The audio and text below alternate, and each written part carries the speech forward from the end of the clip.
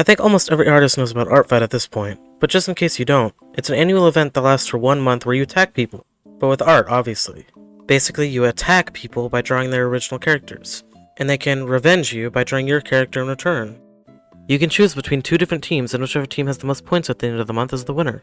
This year, the teams were Stardust and Seafoam. I ended up going with Seafoam, the better team, which totally did not lose. Anyway, since Artfight has recently ended, I wanted to show off all the attacks I made. My goal was to get to 15 attacks. Unfortunately, I got burnt out pretty quickly and was only able to do 10, but there was a couple years where I only did like 6, so at least it's better than that. So, here's the first attack.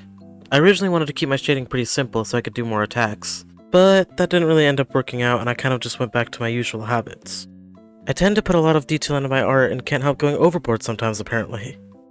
This one you might recognize since it was the speed paint playing in the background. I might actually post the speed paint separately as well since the full thing isn't going to be shown in this video. I usually like to do one line-less piece every Artfight, so that's one goal I did achieve at least. I have a decently long history with Artfight. I've actually been participating since 2018, so that's about 7 years now. Like I said earlier, I tend to get burnt out pretty early on and don't usually do too many attacks, but I still find the event really fun overall. I'll never understand how in the heck I managed to do 20 attacks when I first joined. And how some of you can get to 100 attacks in one event? Bro, how? I don't think I'll ever get to quite that many attacks, but hopefully I can reach my goal for next year and become a slightly faster artist. For those who don't know, I actually use a mouse to draw. That's why in my speed paints you'll see me using the curve tool for line art. It's just much easier that way when using a mouse. When it comes to my art process, I'll start out with a sketch on paper, take a picture of it, and then start converting it into digital. I usually do a cleanup sketch after that, just fixing any anatomy errors and such. Then I do the liner, and so on. I usually do a combination of cell shading and gradients to make it look softer, and I use multiply layers. And all of my art is made in Paint.si too.